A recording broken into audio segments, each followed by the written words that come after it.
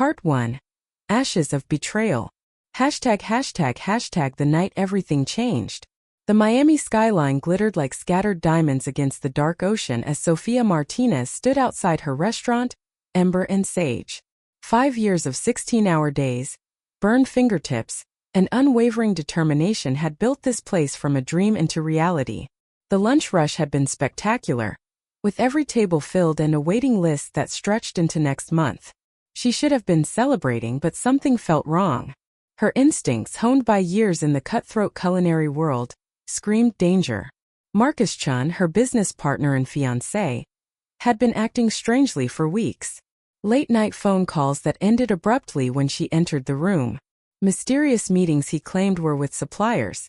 Tonight, he'd told her he was visiting his sick mother in Orlando, but his mother had called the restaurant looking for him just an hour ago, perfectly healthy and wondering why he hadn't visited in months. Sofia's hands trembled as she unlocked the restaurant's back entrance at midnight. The kitchen she knew by heart stood silent and dark, illuminated only by the security lights casting long shadows across the stainless steel surfaces. She moved toward Marcus's office, each step echoing in the empty space. The door was unlocked, unusual for a man who protected his privacy obsessively. ####, discovering the truth. Inside, Sofia's world began to crumble. Marcus's computer sat open, password already entered, as if he'd left in a hurry. Email after email painted a picture that made her stomach twist with nausea. Communications with Victoria Stone, owner of the Prestige Restaurant Group, Miami's most ruthless culinary empire. But these weren't just business emails. They were intimate, filled with inside jokes and plans for a future that didn't include Sofia. Her fingers clicked through folders with growing horror. Financial statements showed systematic fund transfers from Ember and Sage's accounts to offshore banks. Copies of her signature recipes, the ones that had made her restaurant famous, sent to Victoria with subject lines like, "Another gift for you, my love," and "This will destroy her when we reveal the source." The most devastating discovery sat in a folder labeled Insurance. Detailed plans for making the restaurant fire look like an electrical accident. Dates, times, even the accelerant they would use. The plan was set for tonight, in exactly 30 minutes, timed perfectly for when the building would be empty and Marcus would have an alibi visiting his sick mother. Sofia's phone slipped from her shaking hands, clattering against the desk. She had to get out, had to call the police, had to save everything she'd built. But as she stood, male voices echoed from the dining room. Marcus wasn't alone. ####, confrontation in the dark. "Are you absolutely certain the cameras are disabled?" Marcus's voice carried through the restaurant, cold and businesslike. Nothing like the warm tone he used when he whispered that he loved her. "Everything's ready." Victoria Stone's laugh was sharp and cruel. "By morning, Sofia will be ruined financially and emotionally. The insurance investigation will tie her up for years. Meanwhile, we'll open our new flagship with her recipes and her former staff who think she's been embezzling." Sofia pressed herself against the wall beside the office door, her heart hammering so hard she feared they'd hear it.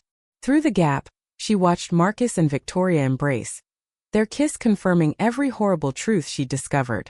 "You played your part perfectly," Victoria murmured against his lips. 5 years of playing the devoted boyfriend while gathering everything we needed. The recipes, the supplier contacts, the financial access.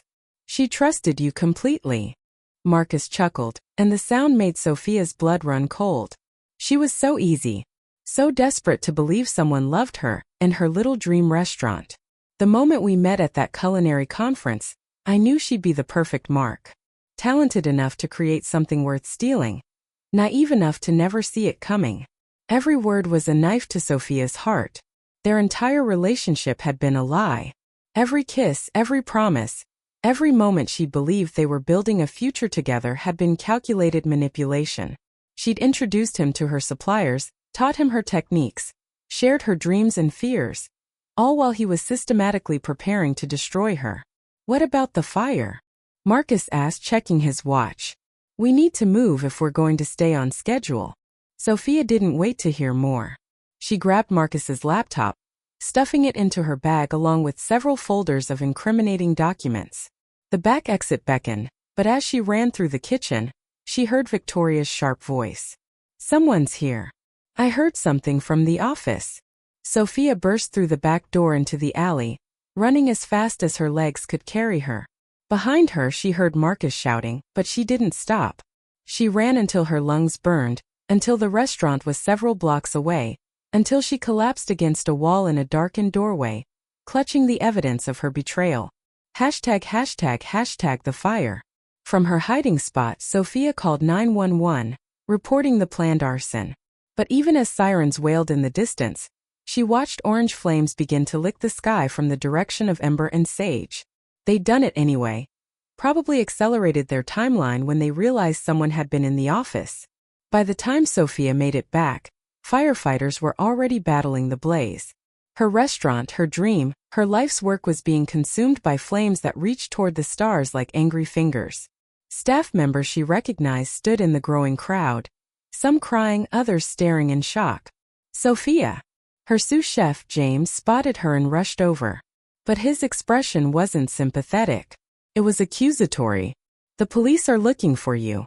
Marcus said you've been stealing from the business. He said you threatened to burn it down if he didn't give you more money. The realization hit her like a physical blow. Marcus and Victoria had planned for this contingency. They'd already poisoned everyone against her. Already created a narrative where she was the villain. James, that's not true. Marcus is the one who. He showed us financial records, James interrupted, his voice hard. Transfers to your personal accounts. We trusted you, Sophia. We all did. As police officers approached, Sophia knew explaining would be useless without time to gather more evidence. She showed them the laptop and documents she'd taken. But Marcus had a response for everything. The laptop was his personal property she'd stolen. The documents were forgeries she'd created to frame him. His mother would swear he'd been with her all evening in Orlando, a 4-hour drive away. By dawn, Sophia's restaurant was a smoking ruin. The insurance company was already suggesting fraud. Her reputation was destroyed. And Marcus stood before cameras, playing the heartbroken partner of a mentally unstable woman who'd lost everything through her own reckless behavior. ###rock bottom and a dangerous offer. 2 weeks later, Sophia sat in a cheap motel room that smelled of mildew and broken dreams. Her savings were gone, frozen by the investigation. Her staff had abandoned her. Even her own family believed Marcus's carefully constructed lies. She'd hit rock bottom so hard she could taste the concrete. The knock on her door came at midnight. Sophia considered ignoring it, but curiosity, or perhaps the small hope that someone had finally believed her truth, made her answer. The man in the doorway looked like he'd stepped out of a fashion magazine. Tall, dark-haired with sharp features and eyes like cold steel. His suit probably cost more than Sophia's entire wardrobe before she'd lost everything. Sophia Martinez? His voice was smooth and deep, with an edge that suggested he was accustomed to getting what he wanted. My name is Damien Cross. I believe we can help each other. Sophia should have closed the door. Should have told this stranger to leave her alone. But desperation makes people take chances they'd normally never consider.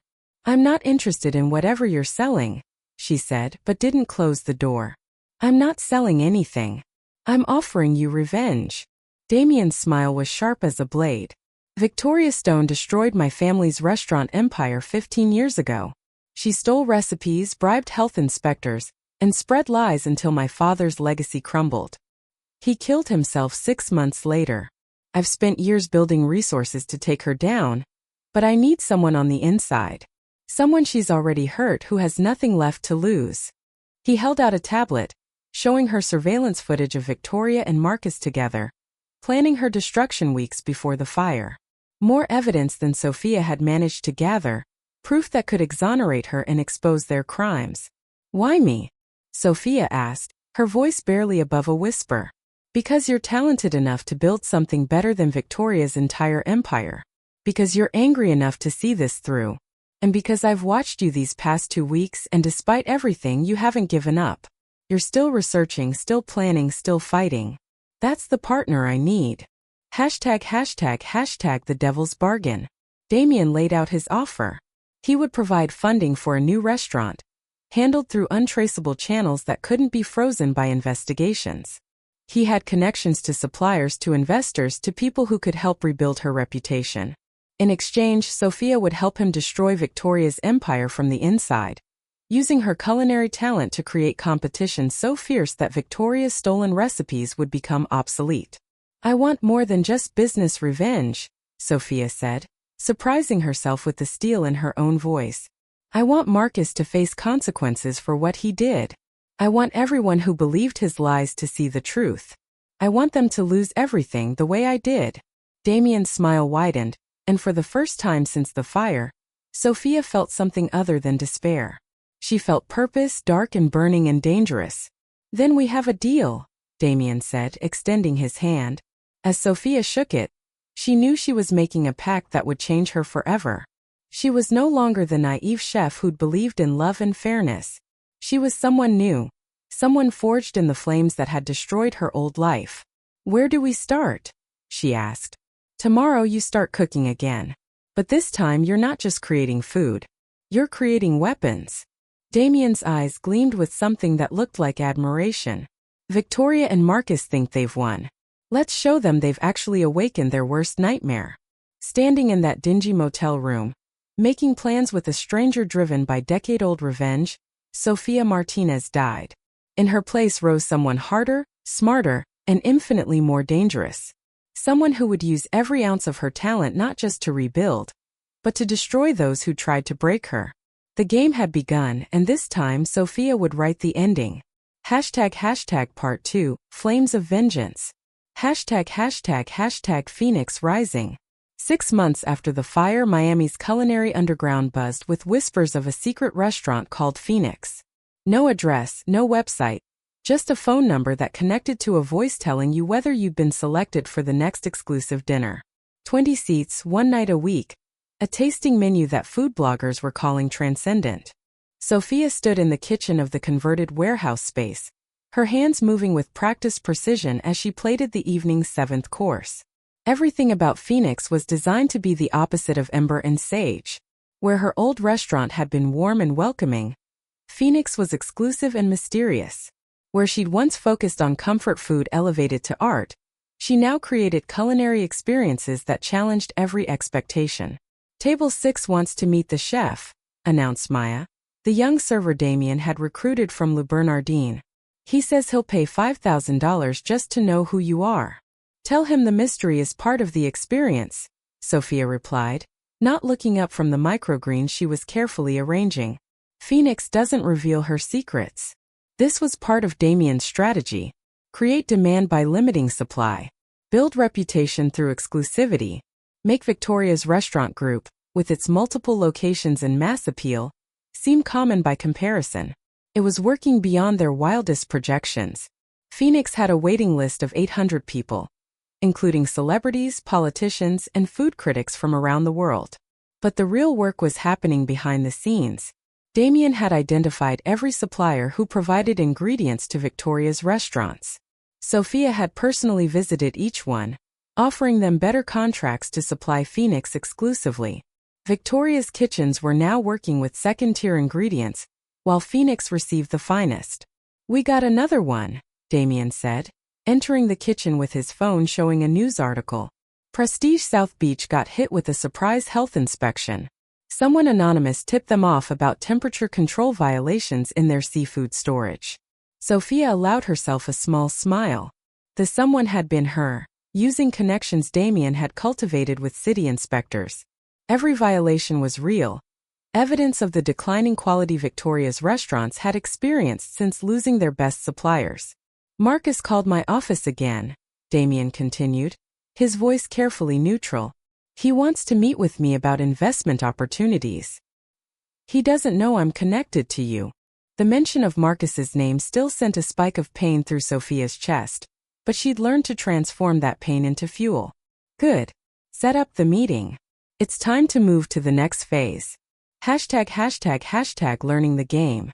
After service ended and the last satisfied guest departed into the Miami night, Sophia found Damien in the office, reviewing financial projections. Over the past 6 months, Their relationship had evolved from pure business arrangement into something more complex. He'd taught her things that weren't in any culinary textbook: how to read people, how to manipulate markets, how to think 3 moves ahead like chess grandmasters. "You're getting better at this," Damien observed as she joined him, accepting the glass of wine he offered. "When we started, you still had hope they might face justice through official channels. Now you understand that real power operates outside courtrooms." "You made me cynical," Sophia said, but there was no accusation in her voice, just acceptance. "I made you realistic."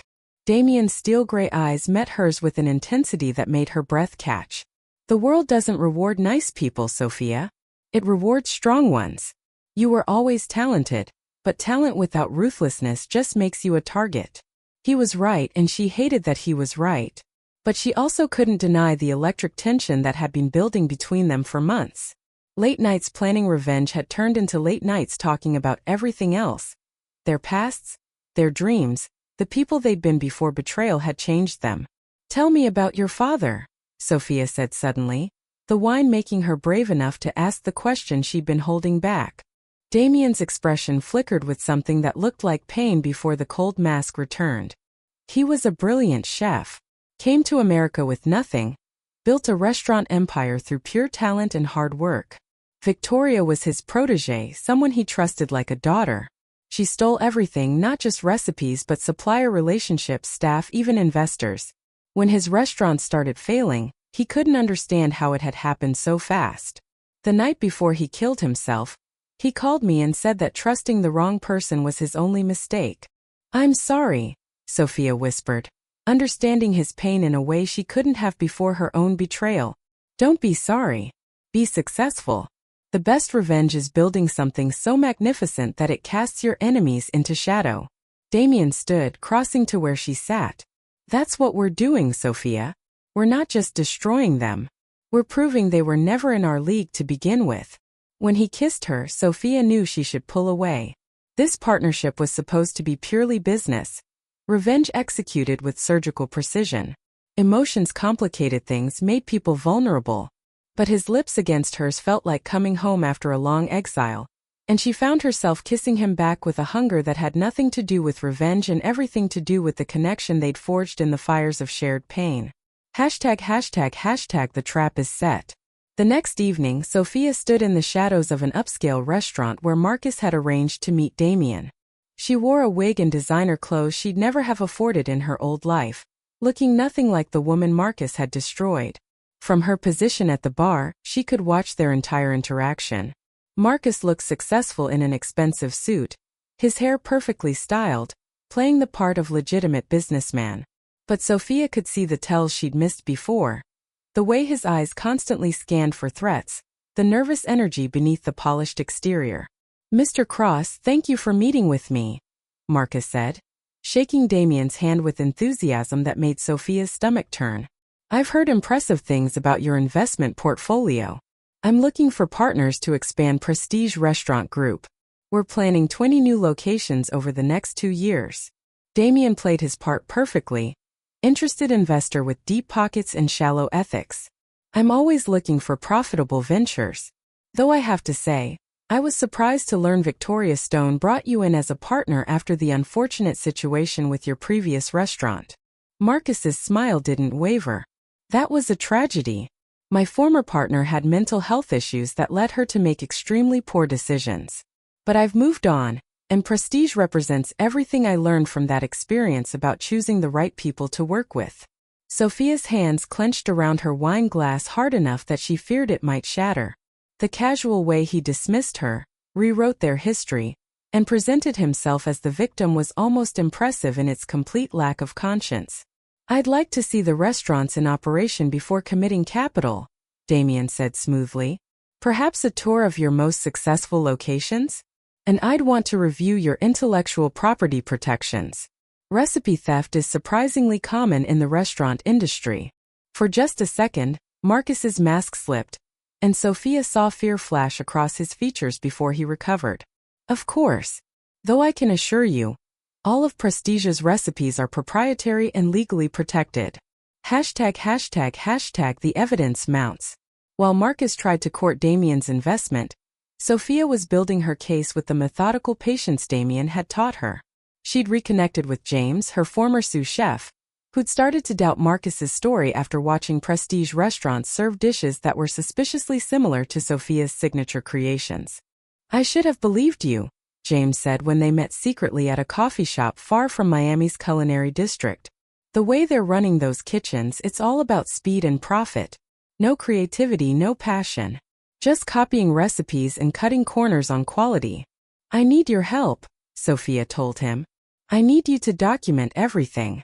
Every recipe they serve that came from ember and sage. Every violation of health codes. Every corner they cut. Can you do that?" James nodded, guilt and determination warring in his expression. "I'll do whatever it takes to make this right." But the most damaging evidence came from an unexpected source.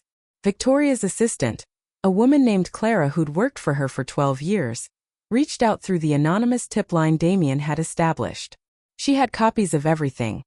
Emails proving Victoria had stolen recipes from dozens of chefs over the years, financial records showing bribery of health inspectors and food critics, and most importantly, evidence that Victoria and Marcus had planned Sophia's destruction months before they even met. "Why are you coming forward now?" Sophia asked when they met in a parking garage, the location chosen for maximum security. Clara's hand shook as she handed over a flash drive containing years of documentation. "Because she's planning to do it again. There's a young chef in Fort Lauderdale, brilliant woman with an innovative fusion concept. Victoria's already sent Marcus to befriend her, to get close and learn her secrets. I can't watch it happen again and do nothing." Sophia felt her blood run cold. They weren't just criminals. They were serial predators who destroyed talent because they had none of their own. Her revenge suddenly felt much bigger than personal vindication. She was stopping a pattern that had ruined countless lives. ####the walls close in. As evidence mounted, Victoria's empire began showing cracks. 3 of her restaurants closed after failed health inspections. Her best chefs were quietly being recruited away by competitors who could offer better working conditions. Social media buzz about Phoenix had made prestigious offerings seem dated and uninspired by comparison. But Victoria wasn't going down without a fight. She began investigating Damien, trying to discover who was funding Phoenix and orchestrating her decline. One night, Sophia received a panic call from Maya. "Someone broke into the warehouse. They didn't take anything, but they went through all our files. The police say it looks professional." Sophia and Damien arrived to find their office ransacked with surgical precision. Whoever had done this knew what they were looking for, evidence of their plans, proof of their connection. "She knows," Damien said grimly, surveying the damage. "Victoria knows someone is targeting her deliberately. She'll escalate." He was right. The next day, someone leaked to the press that Phoenix was operating without proper permits. Health inspectors descended, though they found nothing wrong because Damien had ensured every regulation was meticulously followed. But the negative publicity was designed to tarnish their reputation before the Miami Food Festival, where Phoenix was scheduled to make its public debut. "They're trying to disqualify us from the festival," Sophia realized, reading the news coverage. "If we can't compete, we can't expose them in front of the entire culinary world." Damien's expression turned dangerous. "Then we accelerate our timeline. The festival is in 2 weeks. That's when we reveal everything. The theft, the fraud, the systematic destruction of young talent. We'll make sure every food critic, every investor, every customer sees exactly who Victoria Stone and Marcus Chun really are." The personal becomes political. That night, after hours of planning their final move, Sophia and Damien found themselves alone on the warehouse rooftop, looking out over Miami's glittering lights. The tension between them had been building for months, professional respect evolving into something neither of them had been looking for. "When this is over," Damien said quietly, "what will you do? Open a new restaurant? Travel the world? You'll have the resources to do anything you want." Sophia considered the question. 6 months ago, she'd wanted nothing but revenge. But somewhere along the way, working alongside Damien, creating Phoenix, she discovered she wanted more. "What about you? Will you finally be able to let go of your father's death once Victoria is destroyed?" "I don't know," Damien admitted, his vulnerability surprising her. Revenge has been my purpose for so long. I'm not sure who I am without it. Maybe that's what we both need to figure out, Sophia said, taking his hand. Who we are after the ashes settle. Who we can be when we're not defined by what was taken from us. When Damien kissed her this time, it felt different. Not the desperate passion of two broken people seeking comfort, but something with the potential to be real and lasting. Something that scared Sophia more than Victoria or Marcus ever could, because caring about someone meant risking the kind of pain she'd sworn never to experience again. I'm falling in love with you, Damien whispered against her lips. I didn't plan to. I didn't want to. But somewhere between revenge plots and recipe testing, you became the most important thing in my life. Sophia's heart hammered in her chest. She should say it back, should tell him she felt the same terrifying, exhilarating connection. But the words stuck in her throat, held hostage by the memory of Marcus's betrayal. After the festival, she finally said. After we've finished what we started. Ask me again then, when revenge isn't clouding everything between us. Damien nodded, understanding and hurt warring in his expression. But he didn't push, didn't demand reassurance. He simply held her as they watched the city lights. Two people bound by vengeance but hoping for something more. ####the final preparation. The 2 weeks before the Miami Food Festival passed in a blur of preparation. Sophia created a menu that would showcase everything she'd learned, every evolution of her talent, every innovation born from rage transformed into art. Each dish told a story. Destruction and rebirth, betrayal and strength, ashes and phoenixes rising. Damien coordinated with journalists, ensuring they'd be present for the revelations. Clara had agreed to testify publicly, her conscience finally overcoming her fear. James had documented months of evidence from inside prestigious kitchens. Even former chefs Victoria had destroyed over the years were coming forward, ready to add their stories to the prosecution. But Marcus made one final play that caught them off guard. He called Sophia directly, his number showing up on her phone like a ghost from a life she tried to forget. I know it's you, he said when she answered, her heart pounding. Phoenix, the mysterious chef everyone's talking about. Sophia, we can still fix this. Victoria doesn't have to know you're back. We can start over together the way it should have been. The audacity of his words left her speechless. After everything he'd done, he genuinely believed she might take him back. You destroyed my life, Sophia said, her voice cold as winter. You spent 5 years lying to me, using me, planning my destruction. And you think I'd ever trust you again? I loved you, Marcus insisted, and he almost sounded sincere. Maybe it started as business, but somewhere along the way it became real. I tried to stop Victoria from going through with the fire, but she threatened to expose me if I didn't follow through. We can disappear together, leave Miami, start fresh somewhere else. See you at the festival, Sophia said, and ended the call. She found Damien in the kitchen, and without words, she walked into his arms, letting him hold her as she shook with rage and grief for the naive woman she'd once been. I'm ready, she said against his chest. Whatever happens at the festival, whatever comes after, I'm ready to finish this and figure out what comes next. With you if you still want that. Damien pulled back to look at her face, his gray eyes intense with emotion. I've never wanted anything more. The Miami Food Festival would be their battlefield, their moment of truth. And Sophia Martinez, risen from the ashes of her own destruction, would finally show the world who she'd become. Part 3. From Embers to Eternity. The festival begins. The Miami Food Festival transformed Bayfront Park into a culinary paradise, with white tents housing the finest restaurants from across the country. The air smelled of exotic spices, grilled seafood, and the sweet promise of desserts that would make angels weep. Over 50,000 attendees were expected across the 3-day event, with celebrity chefs judging competitions and food critics from every major publication prowling for the next big discovery. Sophia stood in Phoenix's tent, her hands steady despite the butterflies in her stomach. Today, her restaurant would step out of the shadows and into the light. More importantly, today Victoria Stone and Marcus Chun would face consequences for their crimes in front of the entire culinary world. You look beautiful, Damien said. appearing beside her in a sharp suit that made him look like he belonged on a magazine cover. And terrifying. It's a good combination. Sophia wore Chef's White's custom design to look like they'd been touched by flames, gold and orange embroidery creating the illusion of fire climbing from hem to collar. Her dark hair was pulled back severely, emphasizing the sharp angles of her face that had emerged over 6 months of calculated revenge. "Is everything in place?" she asked, reviewing the timeline they planned down to the minute. "Clara is in position with the journalists. James has the documented evidence ready to present. Our lawyer has the lawsuits prepared to file the moment we go public. And I've made sure that every food critic and celebrity chef is in attendance for your main presentation."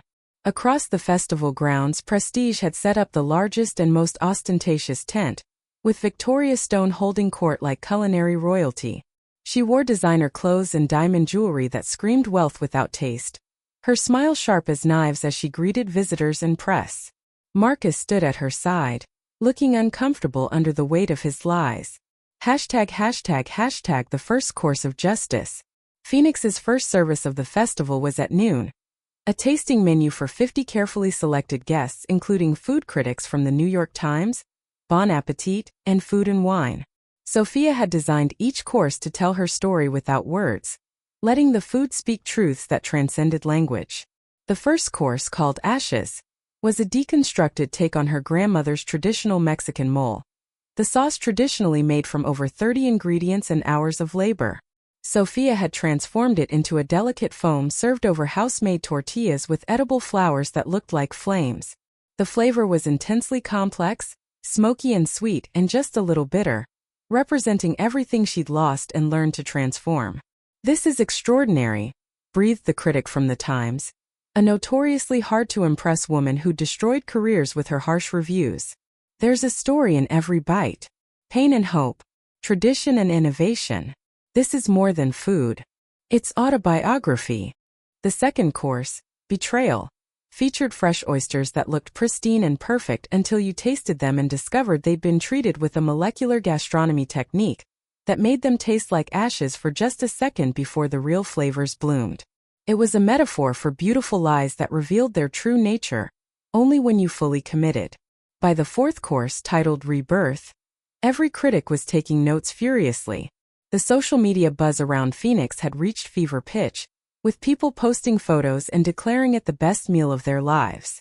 Lines formed outside the tent as word spread that something revolutionary was happening. But Sophia could see Victoria watching from her tent across the way, her expression murderous as she realized Phoenix wasn't just competition. Phoenix was an existential threat to everything she'd built on stolen foundations. #### The confrontation. After the lunch service ended to thunderous applause, Marcus appeared at Phoenix's tent. He pushed past security before anyone could stop him, his face flushed with anger and something that might have been desperation. "Sophia, we need to talk," he demanded, oblivious to the crowd of staff and journalists nearby. "You can't just come back and think you'll destroy everything we built. Victoria has lawyers who will bury you in litigation. I have evidence that you were embezzling from Ember and Sage. You'll go to jail." Sophia set down the plate she'd been arranging with careful precision. Every eye in the tent was on them now, including journalists who'd started recording on their phones. This wasn't part of the plan, but Sophia realized it might be even better than what they'd orchestrated. "Evidence you fabricated," Sophia said clearly, her voice carrying across the suddenly silent tent. "Just like you fabricated the story about my mental health issues. Just like you fabricated your love for me, while planning to burn down my restaurant for insurance fraud." Marcus's face went pale. "You're insane. Everyone here can see that you're making delusional accusations because you can't accept that your restaurant failed due to your own mismanagement. Is that what you told the young chef in Fort Lauderdale?" Sophia continued, pulling out her phone to display photos Clara had provided. "The one you've been courting for the